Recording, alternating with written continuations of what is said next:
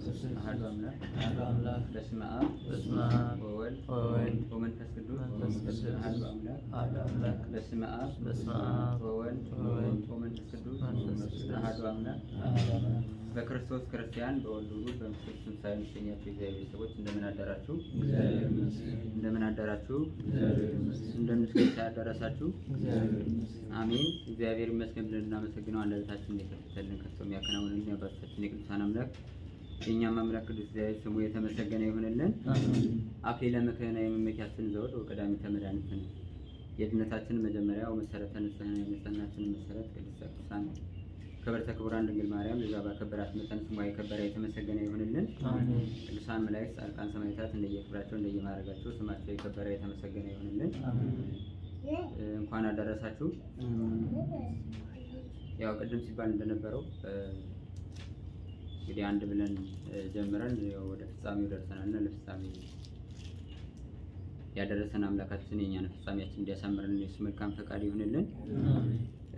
ያው ዋናው የሷ ተፈጸመ መባል ለኛ ነው። የሷ መሰደድ እኛም ብዙዎቻችን ተሰደናልና ያው ተሰደናል ማለት ከክርስትና ህይወታችን ከሃይማኖታችን ከምግባር ከትሩፋታችን ተሰደናልና ወደ ወጣንበት ወደ መጀመሪያ ቦታችን እንድንመለስ እርሱ በቸርነቱ በድጋሚ ይርዳን።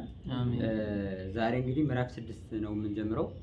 ባለፈው ምዕራፍ 5 በጣም ምዕራፍ 5 ማለት በአንድ ቀን ትምህርት የሚያልቅ አይደለም። ሁሉም ርዕስ የሚሆን ሁሉም እያንዳንዱ ቃል ራሱ አንድ ቀን የሚያልቅ አይደለምና ያው መጨረስ ስላለብን ዝም ብለን አንዱን ከዚያ መካከል አንስተን ተነጋግረን ስለምናልፍ ነው እንጂ አልቋል ማለት አይደለም። እናንተ ማንበብ አለባችሁ፣ ያልገባችሁን ደግሞ መጠየቅ አለባችሁ ማለት ነው እንጂ በአንድ ቀን ያልቃል ማለት አይደለም።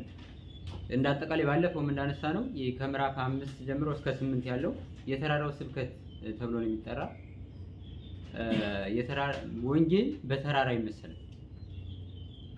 በተራራ ይመሰላል ማለት አሁን ተራራ ለመውጣት ብዙ ያለፋል፣ ብዙ መውደቅ መነሳት አለ፣ ብዙ ነገር ማውጣት ያስፈልጋል፣ ጉልበት ያስወጣናልና ወንጌልም ለመኖር በጣም ብዙ መውጣት መውደቅ ይኖራል። በጣም ብዙ ማውጣት ያለብን ነገር አለ። ስለዚህ በተራራ መስሎ ይሄ የሰራልን ስርዓቱ ከ5 እስከ 8 ያለው በተለይ ህግ ነው። ይሄን ካረጋችሁ ብፁዓን ናችሁ፣ ይሄን ካላረጋችሁ ግን ብፁዓን አይደላችሁም እያለ አጻፋውን እየመለሰ ያስተማረው ትምህርት ነው። ስለዚህ ምዕራፍ 6 ምዕራፍ 5 አንቀጸ ብፁዓን ነው ዋናው መደበኛው። ምዕራፍ 6 ደግሞ አንቀጸ ምጽዋት፣ አንቀጸ ጸሎትና አንቀጸ ጾም ሶስቱን የያዘ ነው።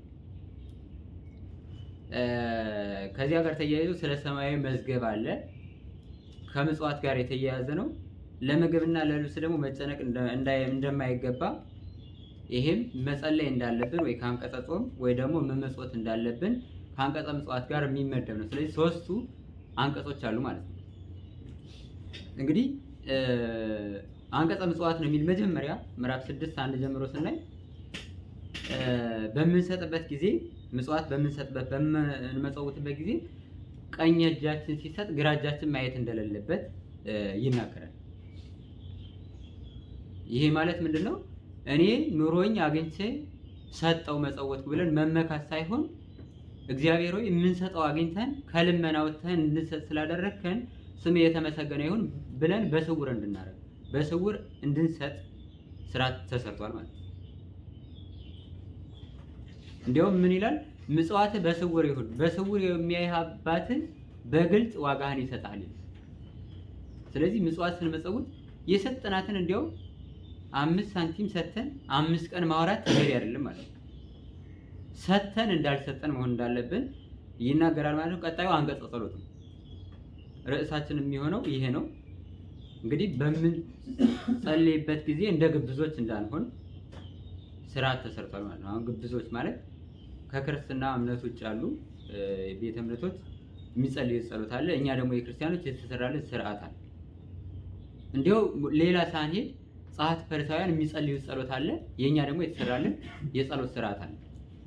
ጸሐፍት ፈሪሳውያን ባለፈው እንዳነሳ ነው ከተመሳቀለ መንገድ ላይ እየቆሙ ይጸልዩ እንደነበር፣ ሰው አቧቦ እንዲላቸው ጻድቃን ናቸው፣ ጾመኛ ናቸው፣ ጸሎተኛ ናቸው፣ ምጽዋተኛ ናቸው እንዲባሉ ስራቸውን በአደባባይ ይሰሩ እንደነበረ፣ እኛ ግን በምንጸልይበት ጊዜ እግዚአብሔር ጸሎት በማስረዘም ዋጋ የሚበዛላችሁ አይምሰላችሁ ብሎ ጸሎታችንን ማስረዘም እንደሌለብን፣ ስንጸልይ ደግሞ በአደባባይ ላይ ቆመን ሳይሆን የሚገባን ቦታ ላይ ቁመን መጸለይ እንዳለብን እግዚአብሔር አስተማረን ማለት ነው። ስለዚህ ይሄ አንቀጸ ጸሎት ነው።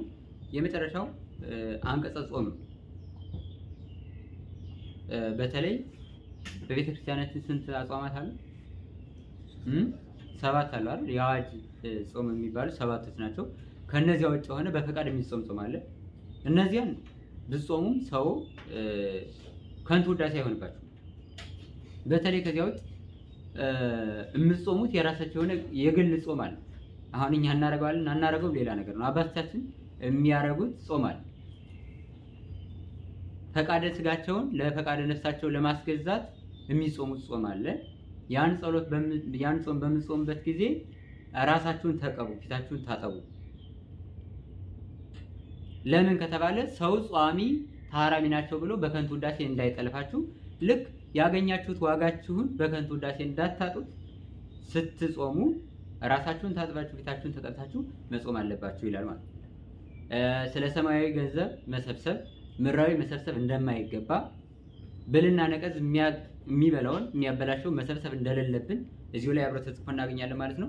ለዛሬው እንደ ርዕስ አድርገን የምናነሳው ስለ ጸሎት ነው። እንደነገርኳችሁ በምትጸልዩበትም ጊዜ እንደ ግብዞች አትሁኑ፣ እነርሱ ለሰው ይታዩ ዘንድ በምኩራብና በአደባባይ ማዕዘን መቆምና መጸለይን ይወዳሉ ይላል። እውነት እላችኋለሁ ዋጋቸውን ተቀብለዋል። ዋጋቸውን ተቀብለዋል ማለት የሚቀበሉትን ዋጋ በከንቱ ውዳሴ አበላሽተዋል ማለት ነው፣ ወይም ከንቱ ውዳሴን ተቀብለዋል ማለት ነው።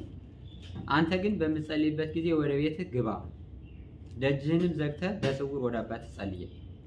ርዕስ የምናደርገው አንተ ግን በምትጸልይበት ጊዜ ወደ ቤትህ ግባ የሚለው ነው። ሲበሉ አንተ ግን በምትጸልይበት ጊዜ ወደ ቤትህ ግባ። እሺ ድገሙ። አንተ ግን በምትጸልይበት ጊዜ ወደ ቤትህ ግባ። ሰልሱት።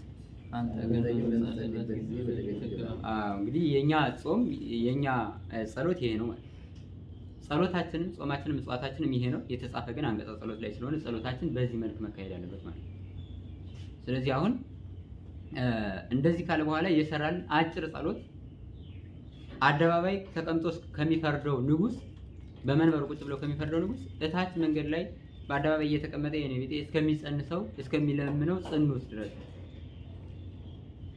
መጸለይ የሚችለው ደገር ደንገጡር መጸለይ የሚችለው ጸሎት ሰራልን። ምን የሚል አባታችን ነው የሚል ጸሎት ተሰራልን ማለት።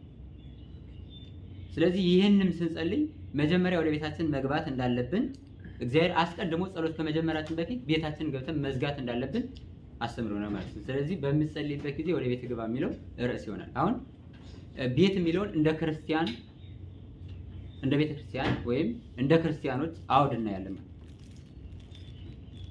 አሁን ብዙ አይነት ቤት አለ አይደል? ብዙ አይነት ቤት አለ። ከዚያ ውስጥ ግን የምናየው እንደ ቤተ ክርስቲያን አስተምሮ ቤት ወይም ቤተ ክርስቲያን የሚባለው እናያለን ማለት። ስንት አይነት ቤተ ክርስቲያን አለ? እሺ 3 ምን ምን?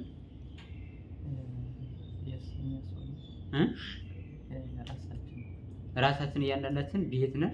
እሺ ሌላው ህንጻ ቤተ ክርስቲያን። እሺ ማህበራችን ቤት ነው። ስለዚህ በዚህ በሶስቱ ነው የምናየው ማለት ነው። አሁን ከራሳችን እንጀምር። ወደ ቤት ግባ ማለት አንድ ሰው ጸሎት፣ ጾም ወይም ምጽዋት በሚጸልይበት ጊዜ በስውር ማድረግ እንዳለበት፣ በተለይ ጸሎትን በሚጸልይበት ጊዜ መጀመሪያ ወደ ቤቱ ገብቶ ቤቱን መዝጋት እንዳለበት ይሄ ወንጌሉ የማቴዎስ ወንጌል ምዕራፍ 6 ቁጥር 6 ይነግረናል ማለት ነው። ስለዚህ ወደ ቤት ግባ ማለት ወደ ሰውነት ወደ ሰብእና ተመለስ ማለት ነው። ምን አልኳችሁ? አረ እየተናገራችሁ ዝም አትበሉ። ግዴታ አስገድጄ እንትን እምላችሁ መሰላችሁ እኮ። ወደ ሰብእና ተመለስ ማለት ወደ ቤት ግባ ማለት ወደ ሰብእና ወደ ተፈጠርክበት ዓላማ ተመለስ፣ ዓላማህን አስዘንጋ ማለት።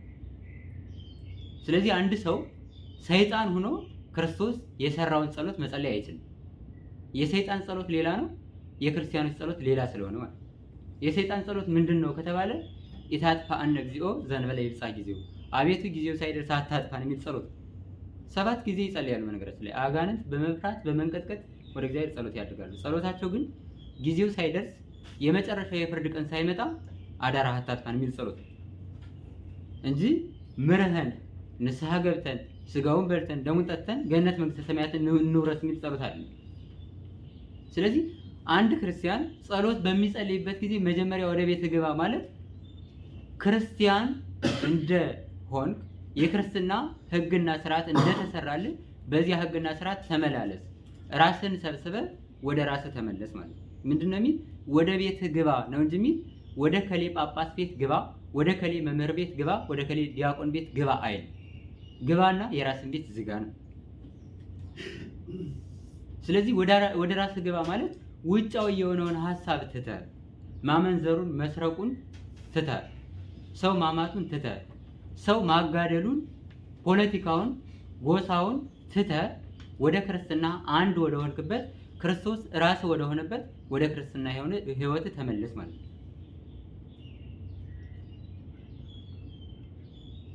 ከንቱ የሆነ ተጓዳይ ነገሩን ትተህ ወደ ክርስትና ወደ ዓላማ ተመለስ ማለት ነው። አሁን እኛ ሁልጊዜ እንጸልያለን፣ ግን ወደ ቤታችን ገብተን ራሳችንን ሰብስበን ነው የምንጸልየው። እሱን መድኃኒዓለም ይኸው ከራሴ ጀምሮ አሁን ብንፈተን እንደው እግዚአብሔር ቢያይብን ስራችንን ገልጾ አሁን የእያንዳንዳችን ስራ የምንጸልየው ጸሎት በዚህ በሰው ፊት ቢገለጥ ማን ነው እንደው ደፍሮ እዚህ የሚቆመው? ማን ነው? ማስተማር አይደለም ማን ተማሪ ማን አስተማሪ? የትም አንገናኝ። ሁላችንም ከዚህ የለንም። እንዲሁ አሁን እንኳን እዚህ ቁጭ ብለን የምናስበው እዚህ ቁጭ ብለን የምናገረው የምትሰሙት ራስ ቢፈተሽ ቢገለጥ በጣም አስቸጋሪ። ግን እግዚአብሔር ከባት ያበሳ ኃጢአትን የሚሰውር እያወቀ እንዳላወቀ የሚሆን አምላክ ስለሆነ ዝም ይላል። አሁን እኮ ቤተክርስቲያን እኛ እያንዳንዳችን መጀመሪያ ሰው ቤተክርስቲያን ለማጥፋት ህዝበ ክርስቲያኑ እንዲታረድ እንዲሰደድ ለማድረግ ቤተክርስቲያን ውስጥ ያለ ሰው ሲሰራ የሚያጠፋው ራሱ ነው አይደል? ይሁዳ መቼም ያጠፋው ክርስቶስን አይደለም፣ ያጠፋው ህዝበ ክርስቲያኑን አይደለም፣ ያጠፋው ሐዋርያትን አይደለም። ያጠፋው ማን ነው? ራሱ ነው። በእንጨት ላይ ተሰቅሎ ወርዶ ተፈጠፈጠ፣ ሞተ። እሱ የተጠቀመው ነገር የለም። አሁንም የይሁዳን ሐሳብ የሚያስብ ሰው ይኖራል። ተንኮል፣ ቂም፣ በቀል የሚያስብ ሰው ይኖራል። ያ ደግሞ የሚሰቅለው መጨረሻ ላይ የሚያጠፋው ራሱ ነው ማለት። ስለዚህ መጀመሪያ ወደ ጸሎቱ ከመምጣታችን በፊት ራሳችን ወደ ራሳችን መመለስ አለብን። መመላለሱ ብቻ ዋጋ የለው። የክርስቶስ ተከታይ መሆኑ ብቻ ዋጋ የለው። መጀመሪያ ወደ ራሱ መመለስ አለበት ማለት ነው አንተ።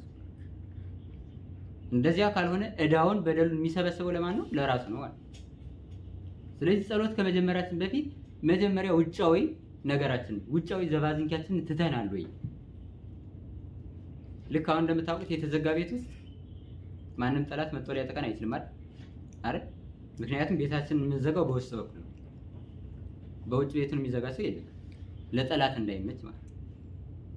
እኛም እያንዳንዳችን መዝጋት የምንችለው እራሳችንን ልቡናችንን ከፍተን ጸሎቱን ለመስማት ወደ እግዚአብሔር ለመናገር እግዚአብሔር የሚናገርን ለመስማት መዝጋትን መክፈትን መብቱ የኛ ነው ማለት። ልቡናችንን መቆጣጠር አለብን ማለት። መቼም አንድ ቤት ክፍት ከሆነ ማንም ሰው ሩጦ ገብቶ ሰውን ለመግደል በጣም ቀላል ነው፣ ለመግደል ለማጥፋት በጣም ቀላል። ከዘጋው ግን ያን ማድረግ አይችልም። ዲያብሎስም እየሮጠ ቢመጣም ልቡናችንን ከዘጋ ነው በስርቆት በዝሙት በሌላ በፖለቲካ በነገድ ቢመጣብን እኛ ልቡናችንን ከቆለፍ ነው ወደኛ ገብቶኛ ሊያጠቃን አይችልም። ልክ ያ የተዘጋ ቤት ጠላትን ከበር ላይ እንደሚያስቆመው የመጣው ዲያብሎስም ከዚያ ከርቀት እንዲቆም 40 ክንድ ርቆ እንዲቆም ይሆናል ማለት። ስለዚህ ልቡናችንን መጀመሪያ መዝጋት አለብን ማለት። ምን ስናደርግ? ጸሎት በምንጸልይበት ሰዓት እንጂ ቂም በቀል ተሸክመን ልቡናችንን በቂምና በበቀል ዘግተ ነው ብናደርገው ጸሎታችን ከንቱ ይሆናል። እንደው እስመዚያ ነበር ቂም ወበቀል ውስተ ልቡ ይወክፍት ጸሎቱ ቅድመ እግዚአብሔር። ቂም በቀል በልቡናው ወዞ ጸሎት የሚያደርግ ሰው ቅድመ እግዚአብሔር አይደርስም። ለምን? ያ ቂምና በቀል ልክ እንደ ሾህ አንቆ ያስቀረዋል። ስለዚህ የኛ ጸሎት በየት በኩል ነው ወደ እግዚአብሔር የሚደርሰው? የዘጋነው እኛ ወደ እግዚአብሔር ጸሎት ለማድረስ ሳይሆን መጀመሪያውን በሌላ በቂም በበቀል ዘግተነው። ስለዚህ መጀመሪያ ወደ ጸሎት ከመግባታችን በፊት ወደ ምጽዋት ከመግባታችን በፊት ወደ ጾም ከመግባታችን በፊት መጀመሪያ ራሳችን ልቡናችን ወደ እግዚአብሔር ማስገዛት ወደ እግዚአብሔር ማቅረብ አለብን ማለት ነው። እግዚአብሔር የሚወደው መስዋዕቱ የተሰበረ ልቦና ስለሆነ መጀመሪያ ወደ ራሳችን መመለስ አለብን ማለት ነው። እንዲያውም ቅዱስ ዮሐንስ አፈወርቅ ምን ይላል? አሁን ውሻ ስጋ ይዛችሁ ስጋችሁን እያሳያችሁ ብትገረግሩት አይሄድላችሁ። ይሄዳል ተመልሶ ይመጣል፣ ይሄዳል ተመልሶ ይመጣል። እኛም እያንዳንዳችን ውስጣችን ላይ ኃጢአት የሆነ ሐሳብ እያሰብን ልቦናችንን ከፍተን ከሆነ ሰይጣን እየተመላለሰ አይሄድልንም። መጀመሪያ ያን መዝጋት አለብን ማለት ቆርጠን መነሳት አለብን ማለት ነው። እኔ የክርስቶስ ሙሽራ ነኝ የሰይጣን አገልጋይ ባሪያ አይደለሁም ብለን ያን ነገር በጥሰን ስንጥለው ከኛ ይርቃል ማለት ነው። የዚያን ጊዜ በክት በሆነ ልቡና ጸሎታችንን ማድረስ እንችላለን። ስለዚህ አሁን ሰው መጀመሪያ ጸሎት ከማድረጉ በፊት ምን ማድረግ አለበት ማለት ነው? ራሱን ሰው ማድረግ አለበት። አሁን ሰው አይደለንም እንዴ እንዳትሉ። በነገራችን ላይ በቤተክርስቲያን አስተምሮ 5 ክፍል አለ። ከመላክ ጀምሮ እስከ ሰይጣን ድረስ ማለት ነው። መላክ አለ፣ ሰው አለ፣ እንስሳ አለ፣ አራዊት አለ፣ ሰይጣን አለ። ይሄ በግብሩ የሰው ግብሩ ሰው እንደዚህ እየተባለ ይጠራል። ከሌ ሰይጣን ነው፣ ከሌ መላክ ነው፣ ከሌ እንስሳ ነው፣ ከሌ አራዊት ነው እየተባለ እኛም የምናገረው ነገር ነው። ስለዚህ መጀመሪያ ሰው መሆን አለበት ማለት ነው። ሰው ማለት ደግሞ የተፈጠርኩት ለምንድን ነው? ጸሎት የማደርገው ለምንድን ነው? ቤቴን የምከፍተው ለማን ነው? የምዘጋውስ ለማን ነው ብሎ መጀመሪያ ማሰብ አለበት ማለት ነው። የተፈጠርኩት ስሙን እንድቀድስ ክብሩን እንድወርስ ነው ብሎ መጀመሪያ ማሰብ አለበት። ያን ካሰበ ምድራዊ የሆነ ዘባዝንኬ ሊያሳስበው አይችልም። ምድራዊ የሆነ ፖለቲካ ሊያስጨንቀው አይችልም። ይተዋል። የሚጸልየው ሰማያዊ የሆነ መንግስትን እንድወርስ አብቃኝ፣ የበቃው ባልሆንም አንተ በቸርነትህ ኃጢአቴን ሁሉ ፍቀህ የቀደመ በደሌን ይቅር በለኸኝ ንጹህ ልቡና ፈጥረህ ለመንግስቱ የበቃው የተዘጋጀው አድርገኝ የሚል ጸሎት ይጸልያል። ከዚያ ውጭ ከሆነ ግን በጣም የሚጸልይ ብዙ ምድራዊ የሆነ ጸሎት አለ። ለዚያ ነው እኛም አሁን ያንዳንዳችን ሁልጊዜ እንጸልያለን፣ ግን ጸሎታችን ለውጥ አይመጣም። ለምን? ልቡናችንን ዘግተን ወደ እግዚአብሔር ክት በሆነ ልቡና ጸሎታችንን ስለማናደርስ ማለት ነው። ሁለተኛው ወደ ቤተክርስቲያን ግባ ማለት ነው። ቤተክርስቲያን ግባና በምትጸልይበት ጊዜ ቤተክርስቲያን ግባ ማለት ነው። አሁን ህንጻ ቤተክርስቲያን በጣም ብዙ ቤተክርስቲያን አለ። እግዚአብሔር የተመሰገነ ይሁን። የኢትዮጵያ ኦርቶዶክስ ተዋሕዶ ቤተክርስቲያን ቁጥሩ ብዙ ነው። የሚመናን ቁጥር ቢቀንስም የቤተክርስቲያን ቁጥር እያነሳል። የሚፈርሱ አብያተ ክርስቲያናት አሉ፣ ግን እንደዚያም ሆኖ የቤተክርስቲያን ቁጥር ብዙ ነው። ስለዚህ መጀመሪያ ጸሎት ስናስብ ወዴት ነው መሄድ ያለብን ብለን ራሳችንን መጠየቅ አለብን ማለት ነው። አሁን ሰው ጸሎት ሊያደርግ ፈልጎ መቼም የሆነ ሆቴል ሄዶ ወይ የሆነ አዳራሽ ሄዶ ወይ የሆነ መስጊድ ሄዶ ጸሎት አያደርግም። ስለዚህ የራሳችን ቤት የት ነው ብለን የራሳችንን ቤት የትኛውን ቦታ ላይ ሆነ ማሰብ አለብን ማለት ነው። የኛ ቤታችን የት ነው ከተባለ ቤተክርስቲያን። ስለዚህ እዚያ ቤተክርስቲያን ውስጥ አሁን በጣም ብዙ ሰው ይኖራል አይደል? አሁን ይሄን ቤተክርስቲያን ብትሉት እዚህ ብዙ ሰው አለ። አንድ ቤት ውስጥ የሚኖር ሰው ከቤተሰቦቹ ጋር ተስማምቶ ተመካክሮ ነው የሚኖረው አይደል? ሐሳቡን ይገልጻል፣ ሐሳባቸውን ይቀበላል፣ ተረዳድቶ ሐሳቡን ይኖራል። ስለዚህ ቤትህን ዘግተህ ጸልይ ማለት ቤተክርስቲያን ውስጥ ያሉ አባቶች፣ መምህራን፣ ዲያቆናት፣ ካህናት ቢበድሉ እዚያው ቤተክርስቲያን ውስጥ ተመካክረህ ጣጣን ጨርስ ማለት ነው። አሁን በእኛ ዘመን የሚሆነው ምንድነው? እኔ አይበልብኝ እንጂ የሆነ ኃጢአት ስሰራ ብታይ አልሰራም ማለት አይደለም፣ ግን አታዩ ስሰራ ብታይ ወጣችሁ ቲክቶክ ላይ ወይ የሆነ ዩቲዩብ ላይ ከሌ እንደዚህ እያደረገ እሱ ከዚህ በኋላ ቢያስተምር እንዳሰሙት እንደዚህ እንዳታደርጉት የሚል ነገር ነው የምትላለፈው። ይሄውን ቤት ዘግተናል ማለት ነው። ክርስቲያን ያንዱን ኃጢአት በመብራት ቆፍረን ፈልገን ሜዳ ላይ ማስጣት ነው ያዝነው እንጂ ልክ እንደ ቤተሰብ አሁን የክርስቶስ ቤተሰቦች ተብለን አንድ ቤተሰብ እኮ ክብር አለው አይደል? አንድ ቤተሰብ ውስጥ የሚኖር ሰው ተመካክሮ ነው ጉዳዩን ካልቻለ እንኳን ወደ አበነፍስ የሚያወጣው አውጥቶ የሚመካከረው የሚነጋገረው። እኛ ቤተክርስቲያን ውስጥ እንደዚህ አይደል። አንዱ አንዱን ለማጥቃት አንዱ አንዱን ለመውጋት ለማጥፋት አይደለም። የሆነ ስራ ሰርቶ ሳይሰራ እንኳን በሐሰት ትርክ በሐሰት ስም እንዲጠፋ ስራ ይሰራል። ስለዚህ መጀመሪያ ቤተክርስቲያን ውስጥ ገብተን መመካከር አለብን ማለት ነው። አንድነታችን መጀመሪያ ቤተክርስቲያን ውስጥ ማጽናት አለብን። የኛ የክርስቲያኖች ፋይላችን የሚዘጋው የሆነ ቤተ መንግስት ውስጥ የሆነ ዳኛ ፊት አለው። የሚዘጋው የመጣብን መከራ የሚቀለበሰው ቤተ ክርስቲያን ውስጥ ነው፣ እግዚአብሔር ፊት ነው። ስለዚህ ያን ለማድረግ በህብረት ቤተ ክርስቲያናችን ውስጥ ገብተን የቤተ ክርስቲያናችን እያንዳንዱ ቤተ ክርስቲያን ውስጥ የሚሰራውን ገመና ውስጥ ለውስጥ እርስ በርስ መነጋገር አለብን ማለት። ስለዚህ ለመጸለይ ስታስብ ወደ ቤተ ክርስቲያን ግባ ማለት ቤት ውስጥ ሲገባ እንግዲህ እንደምታውቁት ቤት ውስጥ ስትገቡ ብዙ ነገር ይኖራቸዋል። ድሃ ሰው ቢሆን እንኳን ቢያንስ የዕለት ጉርስ፣ የዓመት ልብስ፣ የሚጠጣ ውሃም ይኖራል። ውጭ ላይ ካለ በላይ ብዙ ገንዘብ አለ ማለት። አንተ ሀብታም እንደሆን እግዚአብሔር እጅ ላይ እንዳለ አስብ ማለት። ሀብታም ከማንም በላይ ድሃ ብትሆንም ከማንም በላይ ባለጸጋ የሆነው እግዚአብሔር ልጅ እንደሆን ካስብ ማለት።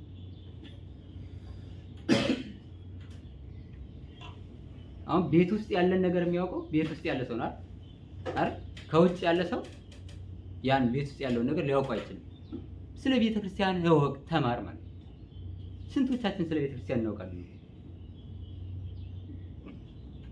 እንዲያውም በድሮ እያነሳን የምንማረው ትምህርት አለ። ገና እንዳመኑ ምን ብለው ጠየቋቸው? የዳዊት ልጅ አብርሃም ልጅ እንደሆነ እስኪ አስተምሩን፣ አስረዱን አሉ። አናውቅም ብለው ወደ ማቴዎስ ላኩ። አሁን እኮ እኛ ስንጠይቅ እንዲሁ መጠየቅ አይደለም ዝም ብለን ራሳችንን ሸውደን በራሳችን መንገድ ልጃችን እንኳን ቢጠይቀን ለልጃችን እንኳን መልስ መስጠት አንፈልግም። ስለዚህ ስለ ቤተ ክርስቲያናችን ውስጥ ስላለው ምስጢር፣ ስለ ቤተ ክርስቲያናችን አስተምሮ፣ ስለ ቤተ ክርስቲያናችን አረዳድ እንወቅ ማለት ነው። ምን ሆነ? ቤተ ክርስቲያን ውስጥ ገብተን ማለት ይህን የምናውቀው የምንረዳው እነ ቅዱስ ዮሐንስ አፈወርቅ፣ እነ ቅዱስ አትናቴዎስ፣ እነ ቅዱስ ቄርሎስ ያን ያህል ታምራት ያደረጉ ያን ያህል መንክራት የሰሩት ውጭ ላይ ሆነዋል።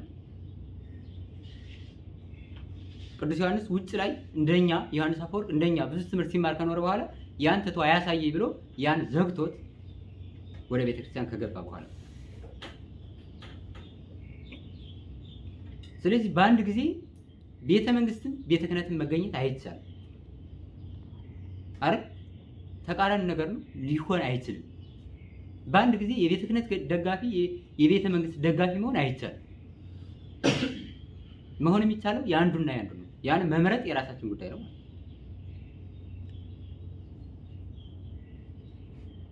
እኛ የምናስበው የምንናገረው የምንማረው የምናስተምረው ምንድነው? የክርስቶስ ሕግና ስርዓት።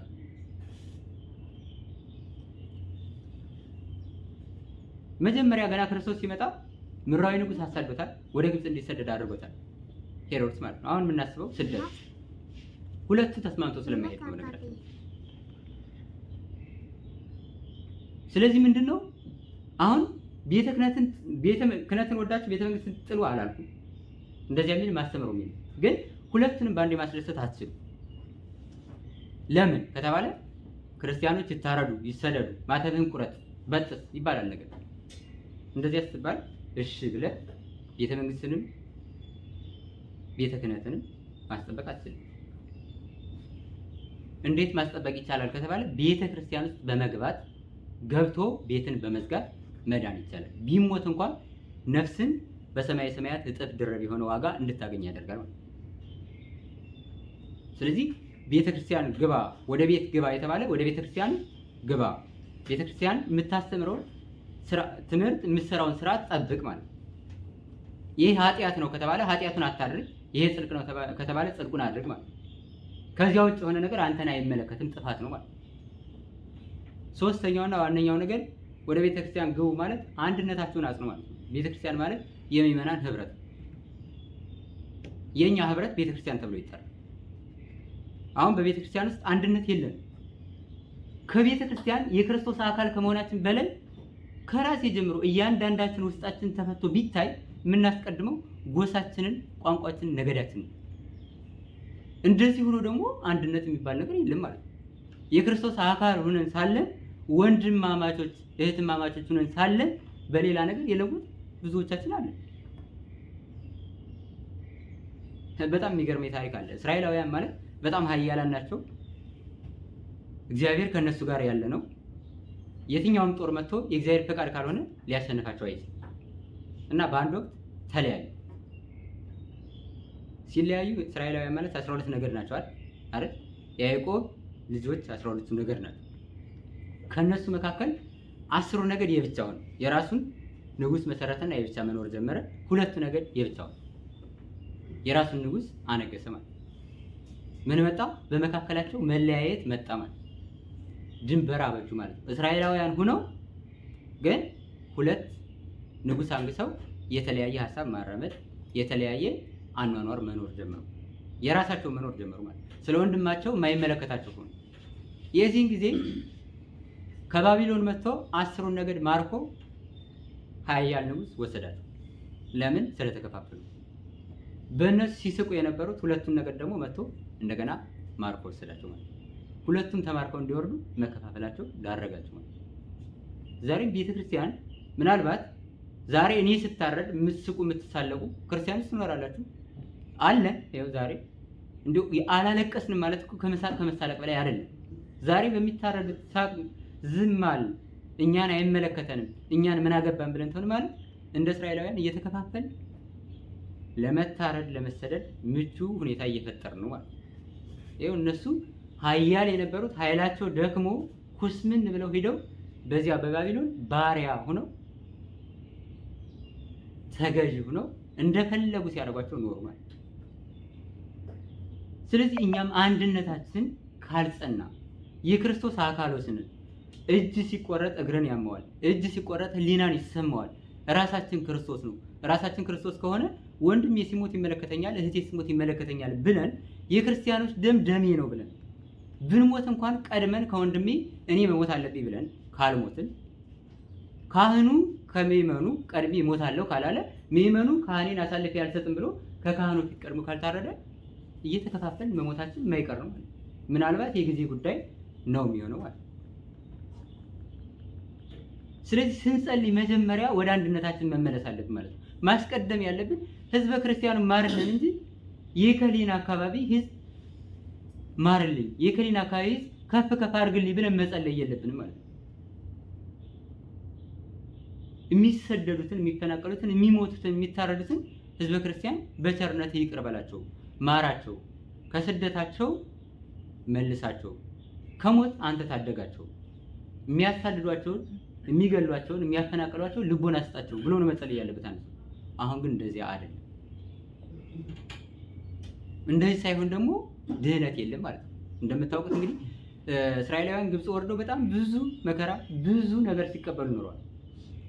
መጨረሻ ላይ እንዲወጡ ያደረጋቸው የራሔል እንባ ነው። ሰማየ ሰማያት ሄዶ እግዚአብሔርን ሰማይኩ ገአሮሙ ለሕዝቤ የሕዝቤን ጩኸታቸውን ሰማው ወረድኩ ከመ አድኅኖሙ ወረድም አድናቸዋለሁ ላድናቸው ወረድኩ ብሎ የተናገረ እግዚአብሔር ከሰማይ እንዲወርድ ያደረገው የራሔል እንባ ነው። እሱ ምንድነው ከተባለ መንታ ልጅ ስትወልድ እዚያው ጨመረች እርገጫቸው ነው የተባለ። እርገጫቸው የሰው ደም ጡቡን እንዲጸና ያደርገዋል፣ የሚሰራውን እንዲረጋ ያደርግልናል። ጨመረች እርገጭ ተባለ፣ ጨምራ ረገጠች። እዚያው ላይ ሆና ሃሎኑ በዚህ ሰማይ አምላክ አዶናይ ብላ እንባዋን ረጨች። ወደ ሰማይ። አሁን ወደ ፈርዖን አይደለም የረጨች፣ ወደ ሙሴ አይደለም፣ ወደ ማንም አይደለም የረጨች። ክርስቲያኑ መርጨት ያለብን እንባችንን ማልቀስ ያለብን ወደ እግዚአብሔር። የሚያድነን እግዚአብሔር ነው፣ የሚገልም እግዚአብሔር። ዳዊትን በግ ከሚጠብቅበት አመጥቶ ያነገሰው በ12 ዓመቱ እግዚአብሔር ነው። አባቱ እሴይ የረሳውን ዳዊት ያስታወሰው እግዚአብሔር ነው። መጨረሻ ላይ ኃጢአት ሲሰራ በልጁ በአቤሴሎም ምክንያት እንዲሳደድ 3 ወር እንዲከራተት ያደረገው እግዚአብሔር። ስለዚህ ስናለቅስም ወደ እግዚአብሔር ማልቀስ አለብን። አሁን እኮ በጣም ለእያንዳንዳችን እኔ አንዳንድ ጊዜ ቁጭ ብዬ ሳስበው በጣም ራሴን ይገርመኛል። የምንመካበት የራሳችን ያስቀመጥነው በየጓዳችን መመኪያ፣ ያ መመኪያ ደግሞ ትምክህት ሊሆን አይገባም። የሚመካ በእግዚአብሔር ይመካ ነው። ዳዊት በነገራችን ላይ ኢዮአብና አቢሳ የሚባሉ በጣም ኃያላን የጦር መሪዎች ነበሩ። የዳዊት ጦር ማለት ዓለም ላይ ምድር የሚያንቀጠቅጥ ጦር ነው። እንዲሁ ከጦር ጋር እንኳን ሂዶ ሲሰለፍ የዳዊት ስም ሲነሳ የነዚያ የተቃራኒው ወታደር ልባቸው ይሸበር ይረድ ነበር ይላል። ይጨነቁ ኃይል ሰጥቶት ነበር እግዚአብሔር። ስሙ ሲነሳ ይረዳሉ። ሊዋጉ የመጡ መዋጋት አይችሉም ነበር። እንደዚያ እየሆነ ከኖረ በኋላ መጨረሻ ላይ ግን በልጁ ያን ያህል ጊዜ ሲሳደድ ለካን በሰው መመካት ከንቱ ነው፣ የጦር መሪውም ከንቱ ነው፣ ጦሩም ከንቱ ነው፣ ሁሉም ነገር ከንቱ ነው፣ የሚመካ በእግዚአብሔር መመካት አለበት ብሎ ሐና የሚመካ በእግዚአብሔር ይመካ ብላ ተናገረች። እኛ እያንዳንዳችን አሁን ትምክህታችን ማን ነው? ክርስቲያን የእያንዳንዳችን አሁን ትምክህታችን ወይ እውቀታችን ወይ ደግሞ ገንዘባችን ወይ የሰራነው ቤታችን ወይ ነገዳችን ወይ ቋንቋችን ትምክህታችን ያልሆነ የትኞቹን ሆን ክርስቲያኖች? አሁን እያንዳንዳችን ትምክህታችን በሆኑ እግዚአብሔር ይሆን? እግዚአብሔር አሁን መጥቶ በእኔ የሚመካ እዚህ መድረክ ላይ መጥቶ ይቁም ቢል እኔ መቼም ቀድሜ ከዚህ እሄዳለሁ። ከእናንተ ማን ይሆን የሚመጣው መጥቶ እዚህ መቆም የሚችለው? ትምክህቱ እግዚአብሔር የሆነለት ሰው የትኛው ነው? ቤቱን ዘግቶ ያለ ሰው የትኛው ነው? የሚያሳስበው የሚያስጨንቀው የቤተ ክርስቲያን ጉዳይ እንጂ ሌላ ጉዳይ ያልሆነለት ሰው የትኛው ይሆን? አሁን ቤት ውስጥ በገጠሩ ሰው አሁን ሲያረጅም ሆነ ወይ ልጅ የሌለው ወንድም ሆነ ሴትም ከሆነ አስተዳዳሪ ተብሎ እንሄዳለን ማለት አብሮ የሚተኛ የሚያደርሰው ቤት ውስጥ ሰው ብቻውን አይኖርም። ስለዚህ ወደ ጸሎት ስታስብ ስለ ራስ ብቻ አታስብ፣ ስለ ወንድሞች፣ ስለ እህቶች፣ ስለ ሕዝበ ክርስቲያኑ በሙሉ አስብ ማለት። እኛ እኮ አሁን ቤተሰቦቻችን እንኳን አናስብም። የቤተሰቦቻችን ጉዳይ እንኳን የሚያስጨንቀን የሆነ ገንዘብ ጎደለብን ይሄ ሙላልኝ ስንባል የሚያስፈልጋቸው ከዚያ በላይ በጸሎት ስናስባቸው ነው ክርስቲያኑ። ያን ገንዘብ እኮ ትተናቸው የሆነ ሰዓት ምግባራቸው ሲጎድል ያን ቀምተው ዘርፈው ያመጣል። ገንዘቡን ያጣል፣ ዘርፈውም ቢሆን ያጣል። የሚያስፈልገው መጨነቅ ያለብን መጀመሪያ ምግባራቸው የታነጸ እንዲሆን እግዚአብሔር በሰራው ሕግና ስርዓት እንዲጓዙ ነው ማሰብ መጨነቅ ያለብን። አሁን ስንቶቻችን ወደ ቤተክርስቲያን ስንመጣ የቤተክርስቲያን ነገር ስንጸልይ ስንጾም እከሌ ጸልይ እንደዚህ እንደዚህ ማድረግ አለብን እንደዚህ እንደዚህ መስራት አለብን ብለን ሌሎችን የምናሳስብ ስንቶቻችን ነው? አረ እንደው እናንተን ተውት። እኔ ራሴ ጀምሮ አሁን አንድ መምህር አባት ሲሆን የሚኖረው አገለገለ ማለት የሁሉንም ችግር ተሸካሚ ሆነ ማለት። አሁን ደግሞ ሁሉንም ችግሩን ሳይሰማ ከሁሉ ገንዘብ እየሰበሰበ ባለ ንብረት መሆን በዚህ ዘመን። እኔ በጣም የሚገርመኝ አንድ ታሪክ አለ። እሱ ምንድነው? አባ ጳኩሚስ የሚባሉ መነኮስ ነበሩ። ማን አልኳቸው? እሳቸው ሶስተኛው መነኮስ ናቸው። አባ አንጦንስ፣ አባ መቃርስ፣ ሶስተኛው አባ ጳኩሚስ ናቸው። እሳቸው ከዕለታት በአንድ ቀን ሲጓዙ አንዲት በደዌ የተያዘች ሴት አገኙ። ደዌዋ ምንድነው ካላችሁኝ፣ አጋንንት አድረውባት ያስጨንቋት ያሰቃዩት ነው። ያን ሲያዩ በጣም ተጨነቁ፣ ከሷ በላይ ተሸበሩ። ለምን? የተሾሙበት ዋናው ዓላማ ለሰው መጨነቅ ማሰብ። ሴቱና እንዴት ይህን ሁሉ አጋንንት መሸከም ቻለች? እግዚአብሔር እንዴት አስቻልካት ብለው ተጨነቁ። ከዚህ በኋላ ቤታቸውን ዘግተው ልክ ሀሳባቸውን ወደ ራሳቸው ሰብስበው ምን ብለው ጸለዩ? ጌታ ሆይ በእሷ ላይ ያለውን አጋንንት በእኔ ላይ እንዲያደር አድርገው ብለው ጸለዩ። ምን አልኳቸው? ዛሬ በተቃራኒ ያው የተማርን ወይ ጥንቁልና ሆነ ምን ያወቀ ሰው የሆነ ሰው ላይ ያዳረን ገንዘብ ወደ እኔ አንጣ ብሎ ሊሰራ ይችላል። አጋንንትን አመጣ እኔ ላይ ያሳደር ብሎ የሚጸልይ ይኖራሉ፣ ግን በጣም ጥቂቶች ናቸው። እንደዚያ ብሎ ያ አጋንንት መጥቶ እሳቸው ላይ ያደረው። ሴትዮዋ ተፈውሳ በሰላም ወደ ቤቷ ሄደች። አሁን እኮ በድሮ ዘመን የሆነ ነገር በሽታ ኑሮብን ስንመጣ አባቶቻችን በሽታችንን ተሸክመው እግዚአብሔር እንዳደረገው ማለት እግዚአብሔር የእኛን ደዌ ተሸክሞ ተሰቀለ፣ ሰው ነፃ ሆነ። አሁን የድሮ መምህራን እዚህ ቆሞ የሚያስተምር መምህር ከሆነ መታቸው የሆነ ችግር ስነግሩት ያን ችግር እሱ ተሸክሞ በሰላም ሄዱ ብሎ እናንተን በሰላም ያሰናብታችኋል። ነፃ ሆናችሁ ነው የምትሄዱት። እሷ በሰላም ሄደች ይችላል። እሳቸው ያን ሁሉ አጋንንት ተሸክመው ጾም ጸሎት ጀመሩ። ቤታቸውን ዘግተው ጾም ጸሎት ያለማቋረጥ ጀመሩ። ከዚህ በኋላ አጋንንት እሷ ላይ ሆኖ እንደሚጨፍረው እሳቸው ላይ መጨፈር አልቻለም። ለምን ከተባለ እሷቸው 24 ሰዓት ጾም ጸሎት ነው፣ ስግደት ነው። እሷ ግን ያን አታደርግም። እንዲያው በሽታ ሲጸናባችሁ ክርስቲያኖች ጸልዩ፣ ጹሙ። ችግር ሲፈራረቅባችሁ ጸልዩ። እንዲያው ሌላ ነገር ባታደርጉ ውዳሴ ማርያም ጸልዩ። ከዚህ በኋላ ያ ጾም ጸሎት ሲያስጨንቃቸው አባት እንውጣ አባባ ቁምሲን አዳራ እንደው አሰናብተን ካንተ ወተን እንሄዳለን። አይ ትንሽ ቆዩ፣ ማን ፈቀደላችሁ? አሁንማ መውጣት አትችሉም፣ እዚሁ እኔ ተሳሰቃዩ ትቆያላችሁ። የሚሰቃዩ ግን አባባ ቁምሲ ናቸው ነው አጋንንቱ ናቸው። ስለዚህ እንደዚህ እያሉ ብዙ ጊዜ ከለመኑት በኋላ አሰቃይቶ አስጨንቆ ከሰው እንዳይደርሱ አድርጎ አሰናበታቸው። እንግዲህ እግዚአብሔር እንደነዚህ አይነት አባቶችን ያስነሳል። አሜን። የኛን ደዌያቸው አድርገው የሚሸከሙ የኛን መከራቸው አድርገው የሚሸከሙ አባቶችን ይስጠን። ያው እኛንም ያርገን። እኛ እያንዳንዳችን ከኛ በታች ያሉ መሸከም የምንችለው በቀላሉ እኛ መፍታት የምንችለው ብዙ ችግር ያለባቸው እህቶች ወንድሞች ይኖራሉ። እንደ ተራ ነገር የተው ነው ማለት እኛም የሰው ችግር ገብቶን የራሳችን ችግር ነው ብለን የሰውን ችግር ለመፍታት የምንጥር በቻልነው መጠን መውጣት መውረድ የምንችል ክርስቲያኖች እንዲያደርገን የሱ መልካም ፈቃድ ይሆንልን። ያስተማረን የመከረን የገሰጸን ያበረታችን አምላክ የኛ አምላክ እግዚአብሔር የተመሰገነ ይሁንልን። ወስብሐት ለእግዚአብሔር።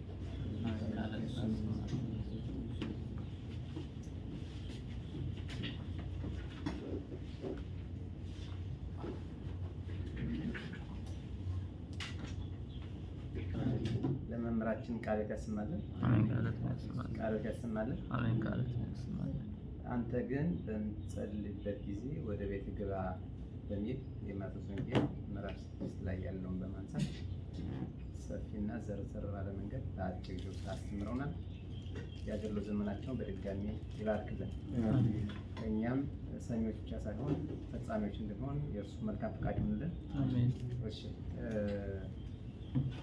መርሃ ግብራችን እያጠናቀቅን ነው።